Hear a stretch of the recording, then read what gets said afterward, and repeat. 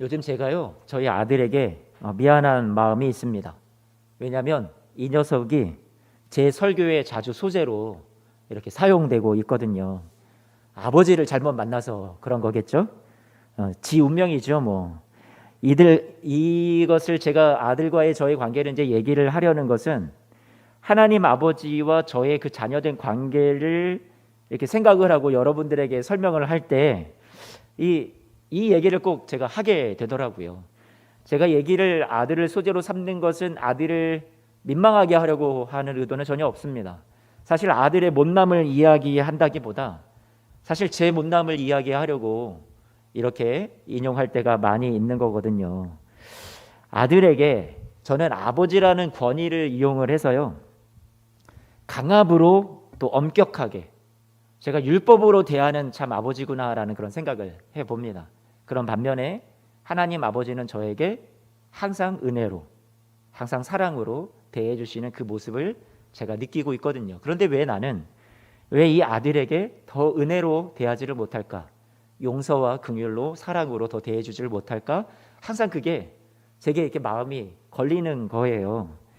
제가 깨닫는 것은 아들에게 제가 율법적으로 막 강압으로 할 때보다 사랑으로 넉넉하게 대할 때, 또 은혜를 베풀 때, 용서해 줄 때, 그때 더 변화되고 성장하게 되는 모습을 제가 눈으로 많이 볼 때가 있어요.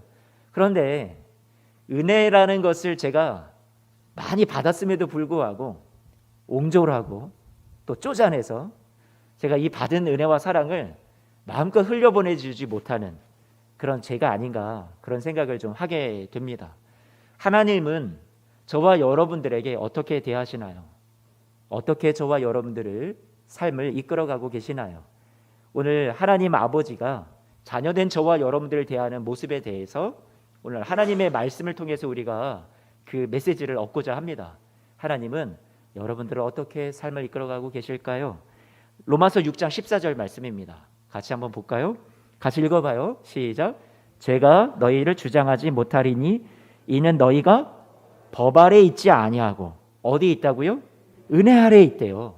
여러분의 지금 영적인 지위, 어떤 위치를 오늘 말씀이 여러분들에게 가르쳐주고 있어요.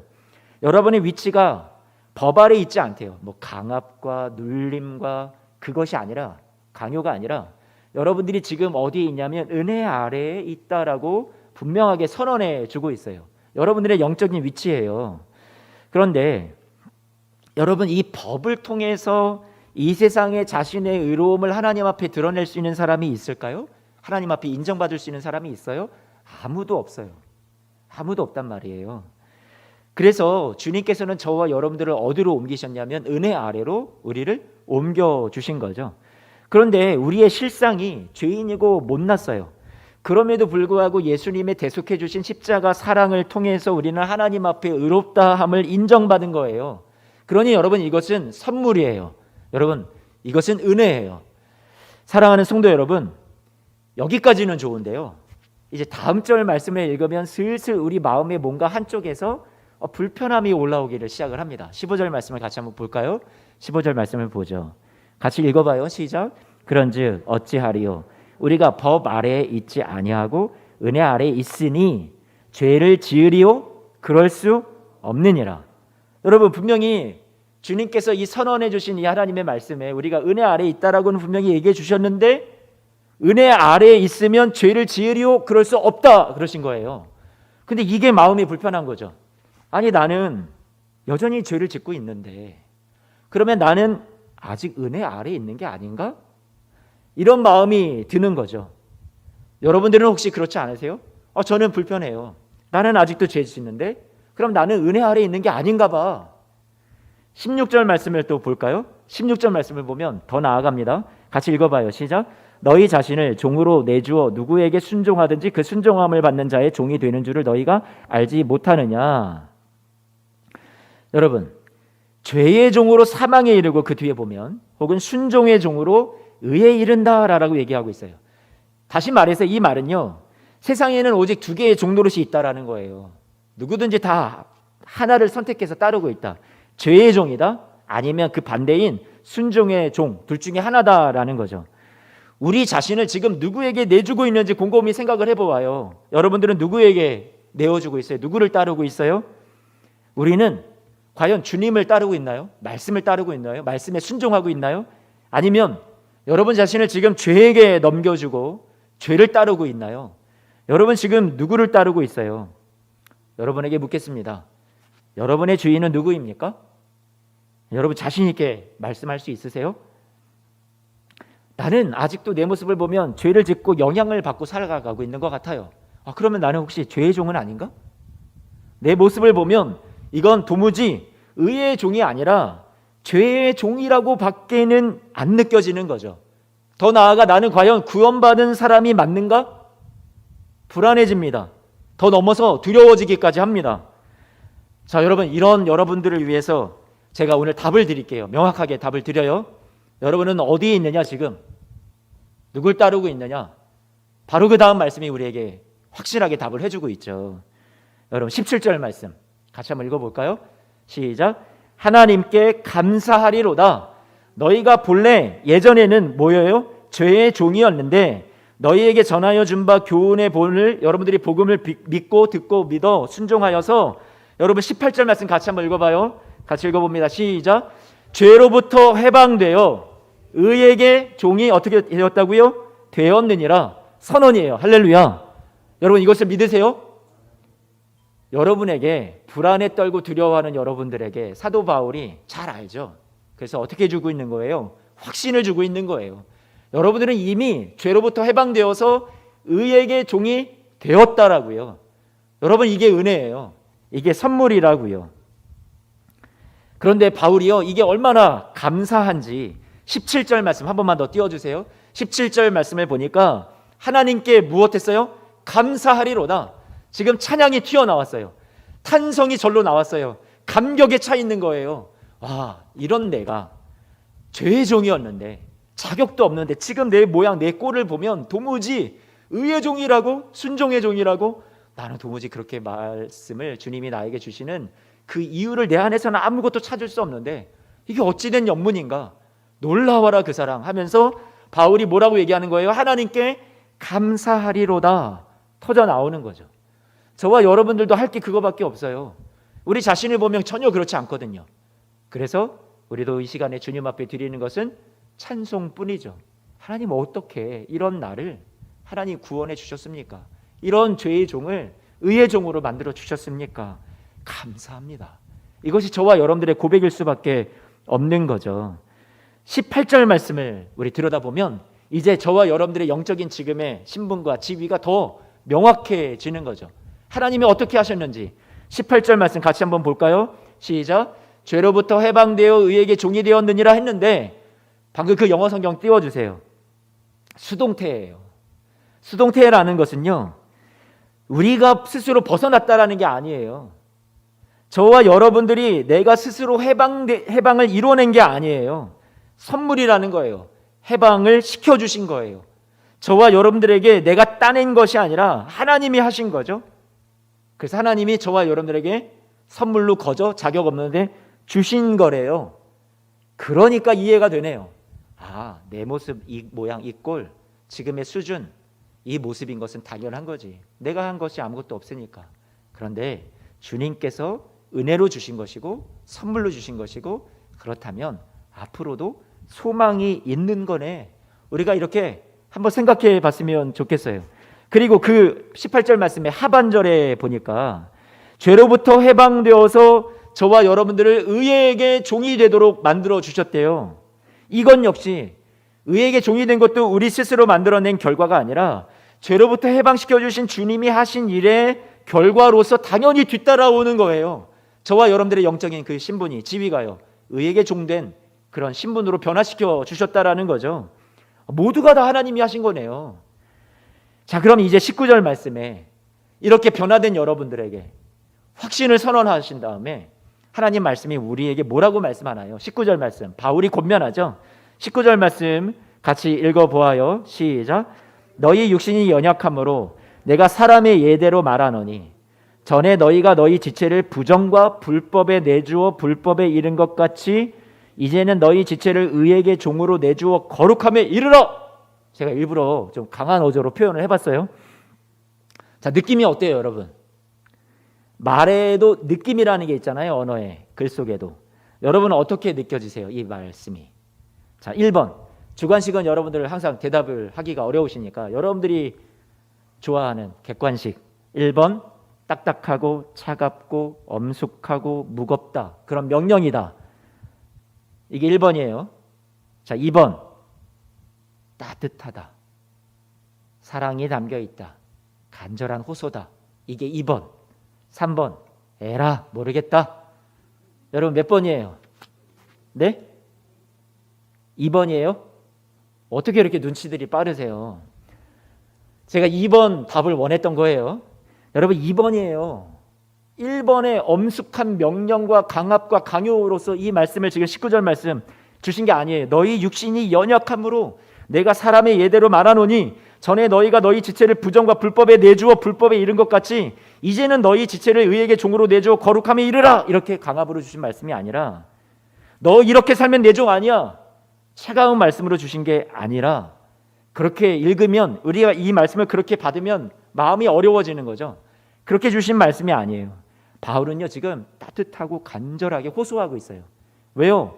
자기가 그렇게 살아봤거든요. 과거에. 그러니까 죄인 중에 괴수라고 그랬어요. 내가 죄인 중에 우두머리라고 그랬어요. 죄인 중에도 죄인이다라고 얘기했어요. 정말 죄인이라고 생각한 거예요. 그러니까 이전의 삶에 대해서 부끄러워해요. 본인이 수치스러워해요. 하나님의 은혜를 발견했어요. 예수 그리스도를 만났어요. 그 뒤에는 내가 더 이상 이렇게 살면 안 되지라는 아픔이 있어요. 그러니까 지금 로마에 있는 성도들에게 편지를 쓰면서 그들에게 지금 간절하게 호소하는 거예요. 우리가 사실 생각해 보자. 우리의 과거는 이렇게 하나님을 아프게 했던 우리의 수치스럽고 부끄러운 삶이 있지 않았냐. 불법을 행하고. 그런데 우리는 이제는 더 이상 은혜를 모르는 자들이 아닌데 우리가 이렇게 사는 것은 아니지 않을까? 라고 지금 어떻게 하는 거예요? 호소하는 말씀이에요. 그래서요 여러분 따뜻하게 목이 메이는 목소리로 이렇게 우리에게 전하는데 그 바울의 그 분위기 그 어감을 생각을 하면서 우리 20절 말씀을 또 한번 읽어봐요. 같이 읽어보죠. 시작. 너희가 죄의 종이 되었을 때에는 의에 대해서 자유로웠지 않느냐. 여러분 이 말이 무슨 말이에요? 의에 대해서 자유로웠다. 이게 무슨 말일까요? 저는 몇 번을 봐도 이게 선뜻 확 들어오지는 않아요.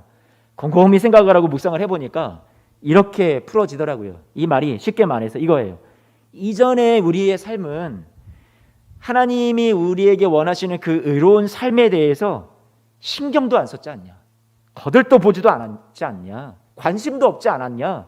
그냥 자유롭게 분방하게 너 마음대로 그냥 살아가지 않았었느냐. 그게 우리의 삶이었다면 부끄럽지. 그래서 이제는 21절 같이 또 읽어볼까요? 21절 같이 읽습니다. 시작. 너희가 그때 무슨 열매를 얻었느냐. 이제는 너희가 그 일을 부끄러워하나니 이는 그 마지막이 뭐래요? 사망임이라. 예수님을 제대로 믿기 전 우리의 과거를 생각해봐. 그 수치스럽고 부끄러운 우리의 모습에 대해서 우리가 진정 예수님을 믿고 회개하기 이전에 우리의 삶은 그 마지막이 사망에 이르는 것 같은 그 길임에도 그것을 알매도 불구하고 우리는 계속 그것을 행하면서 하나님의 은혜를 모르며 살아왔다. 그런데 이것은 다 옛사람이 하는 일이야. 그렇다면 이제는 21절 말씀처럼 우리가 부끄러워하고 있지 않니? 그럼 우리가 이제 어떻게 나아가야 될까? 22절 말씀에 22절 말씀 같이 함께 읽어봅니다. 시작. 그러나 이제는 너희가 죄로부터 해방되고 하나님께 종이 되어 거룩함에 이르는 열매를 맺었으니 그 마지막은 뭐예요? 영생이라. 그러나 이제는 이렇게 시작을 하고 있어요. 그 무슨 얘기예요? 이제 예전과는 전혀 다르다. 반전이잖아요.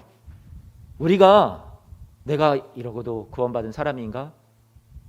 나는 하나님의 은혜를 모르는 것 같고 나는 옛사람이 아직 젖어 있는 것 같고 죄를 늘 짓기만 하는 그런 삶인 것 같은데 죄의 종노릇하고 아직도 노예로 끌려다니는 것 같은데 그게 아니라 사도 바울이 분명하게 다시 선언하고 있어요. 그러나 이제는 바뀌었다라는 거예요. 변화되었다라는 거예요. 너희가 죄로부터 해방되고 하나님께 의의 종이 되어서 거룩함에 이르는 열매를 지금 뭐라고 말씀하고 있어요? 맺었대요. 나는 아닌 것 같은데? 아니요, 하나님 말씀은 여러분에게 뭐라고 축복해주고 있어요? 소망해주고 있어요? 여러분 맺었대요. 그 여정 속에 계속해서 지금 여러분들은 연단의 과정을 지나가고 있는 거예요. 성숙의 과정을 지나가고 있는 거예요. 구원받은 이후에 내가 잘 못 느낄지 모르지만 여러분들이 이 과정을 지나가고 있고요. 거룩함에 이르는 열매를 지금 맺어가고 있는 거예요. 그리고 마지막 종착역 어디까지 하나님의 은혜가 여러분들을 이끌어 가신다고 얘기하는 거예요. 우리 22절 말씀 한 번만 더 띄워주세요. 여러분 어디까지 끌고 간다고요? 그 마지막은 어디예요? 영생이라고 말씀해주고 있어요. 사랑하는 성도 여러분, 은혜 아래 저와 여러분들이 살아가고 있어요. 우리의 위치예요. 영적인 지금의 위치예요. 우리의 눈에는 잘 보이지 않는 것 같아도 눈에 보이는 열매도 있지만 눈에 안 보이는 열매도 있어요. 내가 잘 느끼는, 인식하는 열매도 있지만 인식하지 못하는 열매들도 분명히 사람마다 다 있어요. 우리 눈에 잘 드러나는 가시적인 그리고 적극적인 차원에서의 열매만을 우리가 열매라고 생각하니까 자꾸만 우리가 어려워요. 신앙생활을 할 때 저 사람 봉사하는 거 봐, 저 사람 하나님 앞에 헌금 드리는 거 봐, 11조 하는 거 봐, 저 사람이 저렇게 기도하는 거 봐, 성경을 저렇게 많이 읽었대. 여러분 우리가 생각하는 열매라는 것은 많이 참 가시적인 것에 치우쳐 있어요. 그런데요, 하나님께서 저와 여러분들에게 말씀하는 것은 조금 더 내적인 거예요. 가시적인 거 그렇게 중요하지 않아요. 사랑하는 성도 여러분, 우리가 이 가시적인 것에 자꾸만 매여 있으니까 그것을 가지고 자신을 바라보고 정죄하기도 하고 또 다른 사람들을 바라보고 판단하고 정죄하고 우리가 그 사람 저거 봐, 저 수준이야 하고 우리가 자꾸만 그런 기준을 우리가 갖게 되는 거죠. 그런데 하나님은요, 저와 여러분들 은혜 아래에 있다라고 말씀하세요. 은혜 아래에 있다라는 것은 눈에 보여지는 신앙의 점수로 다 표현할 수 있는 것이 아니에요. 여러분에게 어떤 변화가 있나요? 우리는 이미 구원받았어요? 하나님이 여러분들을 붙잡고 계세요? 다시 예전으로 돌아갈 수 없어요. 여러분 남편이요, 예수님 전혀 모르던 분이었어요. 근데 지금 예배하고 있어요? 기적이에요. 놀라운 변화예요. 그렇다고 생각되지 않으세요? 꼭 장로님이 되고 또 안소집사님이 되고 그래야만 여러분 열매인가요? 아니요. 지금 변화되어 가고 있어요. 하나님이 일하고 계세요. 우리 학생들이요, 지금의 나이에 예배에 나온다라는 건요, 어떻게 보면 있을 수 없는 일이에요. 기적이에요. 그 나이 때, 그 시간에 밖에 얼마나 세상의 재미와 즐거움이 유혹이 많은데 그래도 예배의 자리에 나올 수 있는 것 그 자체가요, 이 어려운 때의 그 학생들의 믿음, 우리 청년들의 믿음이요, 놀라운 거예요. 하나님이 붙잡고 계시다라는 증거예요. 우리가 생각하기에 더 많은 것들을 원하죠. 물론 하나님도 원하세요. 하나님도 그 하루를 우리의 신앙의 성숙과 성장을 하루를 천년같이 기다리시는 분이세요. 그런데요, 저와 여러분들의 마음의 바람은 알아요. 하지만 하나님이 일하지 않고 계시냐? 아니요, 그렇지 않아요. 여러분들도 하나님의 소망을 가지세요. 하나님의 은혜로 붙잡고 신실하게 하나님이 일하고 계시다라는 것을 우리가 꼭 믿었으면 좋겠어요. 여러분, 서울에서 부산행 기차를 탔어요. 기차는 출발을 했어요. 여러분, 앞칸에 있든 맨 꼬리칸에 있든 그 안에서 서울 쪽을 바라보고 있든 그 안에서 그 서울을 향해서 열심히 뛰고 있든 여러분, 잠시 졸든 이 기차는요, 어디로 가는 거예요? 부산을 가요. 수많은 간이역을 지나요. 결국 목적지에 도착할 거예요. 집에서 먹다 남겨놓은 라면을 생각하고 우리가 구원받기 이전의 삶을 그리워하듯이 그것을 추억하고 그때가 좋았다 생각할지 모르겠어요. 하지만 여러분, 부산에 가면 부산 밀면이라는 영광이 우리를 기다리는 거예요. 이 수준 높은 이야기를 다 이해하시는 거죠. 구원 열차라는 노래 가사가 있죠. 죄악역 벗어나 달려가다가 다시 내리지 않습니다. 죄악역을 벗어났고요, 이미 수많은 거룩함의 과정과 연단이라는 간이역들을 지금 지나가고 있는 중이에요. 이미 출발했어요. 그래도 내가 아직도 부족하다고 느껴요. 네, 부족해요.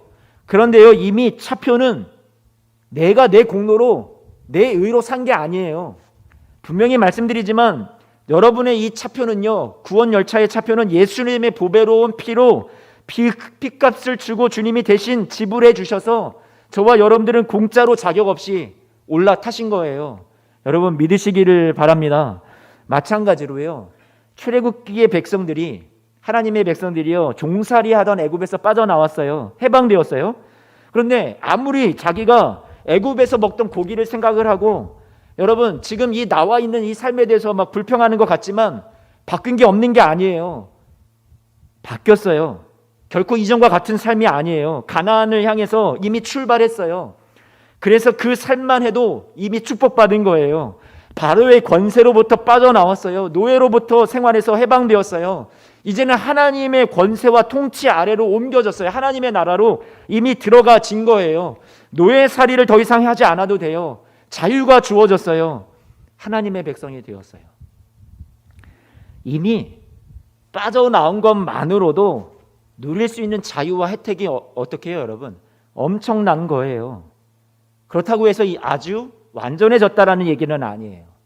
여전히 광야는 지나가야 돼요. 훈련의 여정이 남아있겠죠. 하나님의 백성으로 살아가는 법을 배우고 하나님이 주신 말씀과 계명을 통해서 더 거룩하여지는 연단의 시간들이 이들 앞에 기다리고 있었어요. 하지만 빠져나온 거는 기적이에요. 은혜예요. 변화된 거예요. 여러분, 제가 여러분들에게 지금 무엇을 강조하고 있는지 아세요? 여러분의 삶이 변화되어 가고 있다는 것을 말씀드리는 거예요. 내 자격과 내 공로로요? 아니요. 하나님의 신실하신 은혜가, 차고 넘치는 은혜가 여러분의 삶을 꽉 붙잡고 끌고 가고 계시다라는 것을 말씀드리고 싶은 거예요. 그래도 나는 못 느끼겠다. 정말 나는 구원받은 하나님의 자녀인지 아닌지 모르겠다. 아니요. 이미 죄에서 해방시켜 주셨고 의의 종이라고 선언하셨어요. 여러분에게 확신을 주셨어요. 이미 선물로 받았어요.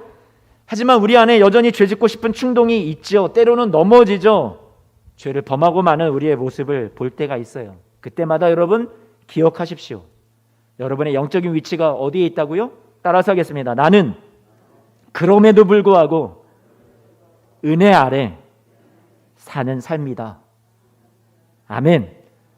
죄가 여러분 안에 역사하는 것 같지만 동시에 하나님의 더욱 넘치는 은혜가 우리 가운데 더 풍성하게 역사할 줄로 믿습니다. 하나님의 은혜가 강해요. 우리는 마음 편하게 죄를 짓지 못해요. 왜요? 예수님 믿고 난 이후부터 여러분 한번 생각을 해보세요. 죄를 지으면서 난 평안하다 할 수 있는 사람이 있어요? 너무나도 기쁘게 죄 지을 수 있는 사람이 있어요? 여러분 지금 그렇게 도저히 살 수 없어요. 그 자체가요, 여러분이 지금 예수님을 믿고 변화되었다는 증거예요. 여러분 안에 예수님이 거하신다라는 증거죠. 그래서 좀 전에도 말씀드렸죠. 예전에는 우리 방송실에서 20절 한 번만 좀 띄워주세요. 20절 말씀. 예전에는 여러분 의에 대해서 우리가 어떻대요? 신경도 안 썼대요. 자유로웠대요. 하나님의 뜻이고 뭐고 난 상관없어. 그냥 죄 짓고 편해. 이렇게 살았단 말이에요. 그런데 지금은 21절 말씀에 뭐라고요? 이제는 그것에 대해서 우리가 어떻게 해요? 부끄러워한대요. 여러분 안에 변화가 있다라는 거예요. 아직은 부족해도 하나님의 차고 넘치는 은혜는 여러분을 그 의를 향해서 달려가도록, 그 영생이라는 최종의 목적지를 향해서 달려가도록 지금도 응원하고 계시고 여러분들을 위해서 일하고 계시고 도와주시는 줄로 믿습니다. 그것을 하기에 충분한 하나님의 은혜예요. 23절 말씀에 그래서 23절 말씀 같이 한번 읽어봐요. 시작. 죄의 삭은 사망이요 하나님의 은사는 그리스도 예수 우리 주 안에 있는 영생이니라.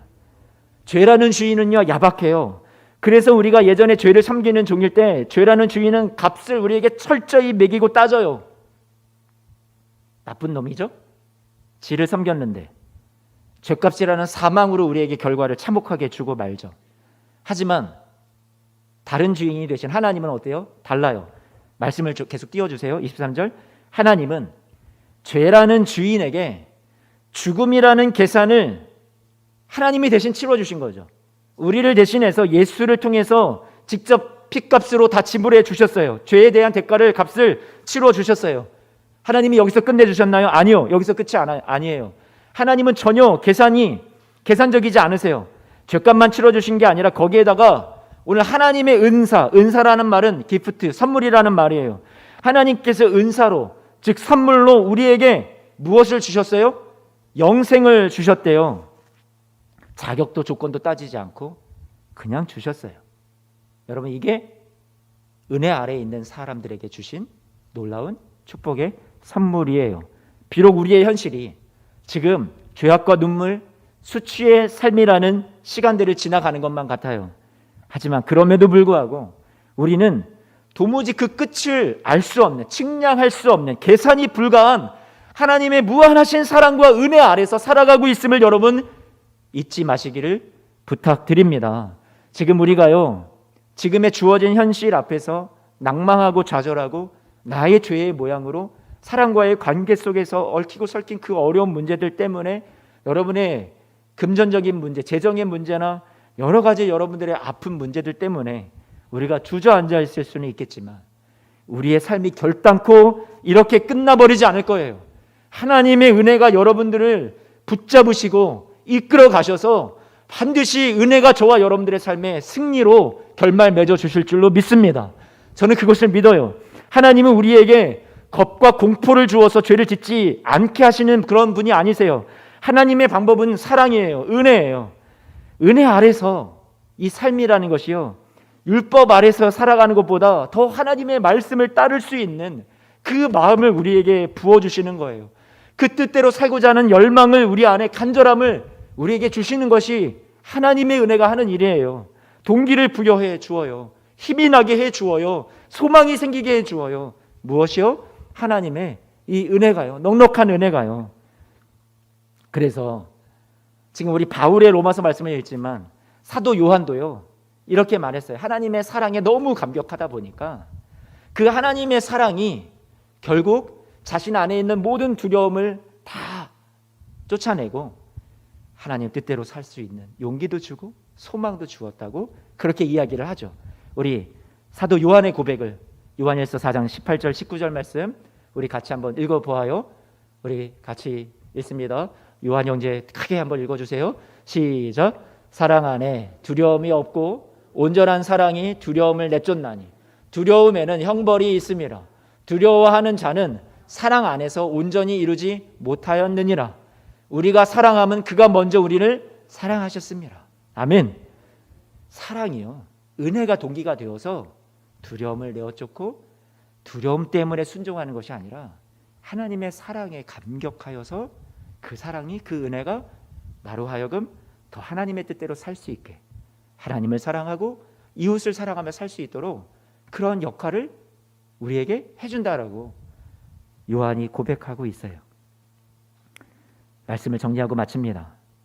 지금 당장에 우리는요, 완전하고 무흠한, 무결한 삶을 사는 것은 아니에요.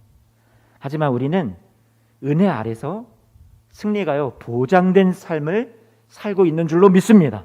진정 은혜 아래 사는 삶이라는 것은요, 아무렇게나 살아도 무조건 안전하다, 하나님이 다 보장해 주시는 거잖아. 아니요, 이런 삶이 아니죠.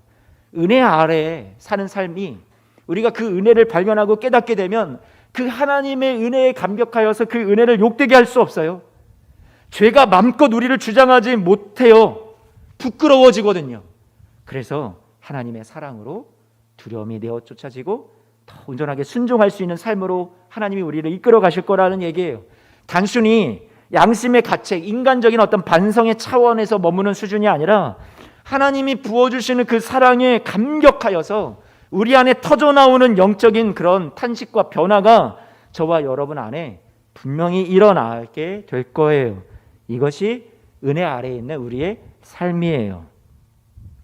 의의 종이 되어서 사는, 은혜 아래에서 살아가는 그 기쁨, 그 영광, 그 안에 담겨있는 소망을 저와 여러분들이 하루빨리 발견하고 맛보시고 그 삶이 우리를 강하게 하나님 나라를 향해서, 최후 승리를 향해서 우리를 끌고 가고 계심을 저와 여러분들이 신실하게 믿고 어떤 어려운 현실 속에서도 여러분들이 낭망하지 않았으면 좋겠어요. 소망이 없는 나의 삶에 대해서 안 변하고 취하기까지만 한 그런 나의 부족함에 대해서 머무르지 말고 주저앉아 있지 마시고요. 이런 내 안에서도 주님이 사랑으로 은혜로 역사하고 계시니 이런 나도 하나님을 기쁘시게 하는 삶을 살 수 있겠구나. 나에게 오늘 주님이 용기를 주시고 너는 할 수 있다라고 소망을 주시는구나. 여러분 그렇게 오늘 하나님의 말씀을 받으세요. 가슴으로 받아내세요. 아, 하나님이 나에게 오늘 격려하시는 말씀이구나. 너도 할 수 있단다. 너의 삶에 소망이 있단다. 너의 삶은 이렇게 실패로 끝나지 않을 거야. 말씀하시는구나. 여러분 오늘 하나님의 마음을 말씀 속에서 느껴보았으면 좋겠어요. 여러분의 가족들을 또 자녀들을 하나님이 여러분을 보아주시는 그 은혜의 눈으로 이제 우리도 보아주십시오. 또 소망해 주십시오. 하나님의 은혜는 강합니다. 여러분의 그 어떤 세상의 어려움과 현실보다도 여러분의 약함보다도 하나님의 은혜가 더 강합니다. 죄보다도 하나님의 은혜가 더 강합니다. 그러니 여러분 오늘 하나님의 말씀을 단단히 붙잡고요. 오늘 하나님 앞에 용기를 내십시오. 다시 한번 강조해서 말씀드리자면 오늘 이 말씀은 너 이렇게 살면 너는 죄의 종이고 너는 죽어 너는 사망에 이르게 된다 협박하는 말씀이 아니에요. 은혜 아래에 있는 너희의 삶이란다. 이 은혜가 얼마나 값지고 너희에게 힘이 되고 소망이 되는지 아니 내가 은혜로 너의 삶을 세상 끝까지 이끌 거야. 너는 버려진 인생이 아니야. 너는 지금 은혜 아래에 살아가고 있어. 할렐루야. 이러한 여러분 소망을 주신 하나님 단단히 붙잡고 오늘도 그 하나님 찬송하며 살아가십시오. 하나님께서 저와 여러분들에게 새로운 삶을 살아보라고 우리에게 놀라운 기회의 삶을 새 장을 펼쳐 주셨어요. 그리스도께서 핏값을 주고 오직 하나님의 은혜로 저와 여러분들에게 이런 놀라운 생명을 우리 인생을 허락해 주신 거죠. 더 이상 지나온 과거처럼 우리가 우리의 삶을 낭비하지 않을 것입니다. 우리는 하나님의 은혜로 다 포기하고 망가졌던 인생이었으나 하나님이 절대로 포기하지 않으셨고 예수 그리스도 안에서 새 삶과 새 소망을 주시지 않았습니까? 지금의 여러분의 그것이 영적인 위치라고 너희는 은혜 아래에 있다라고 오늘 말씀해 주셨습니다. 그러므로 그 위치에 영광과 명예를 알아서 감격하여 저와 여러분을 통해서도 이제 이 소망이 누군가가 포기하고 싶었던 인생이 있다면 그 인생을 다시 살고 싶은 인생으로 만들어주시는 은혜의 통로가 되시기를 주님의 이름으로 축원합니다. 이런 은혜로운 열매를 맺는 여러분들이 되시기를 바라요. 누군가 여러분 안에 있는 하나님의 은혜를 발견하고 아직도 소망이 있는 거구나. 그들도 웃고 그들도 감사하고 그들도 삶의 놀라운 새 소망을 힘을 용기를 얻는 그런 복된 인생들이 되시기를 여러분 그렇게 쓰임받는 멋진 인생들이 되시기를 주님의 이름으로 축복합니다. 기도하겠습니다.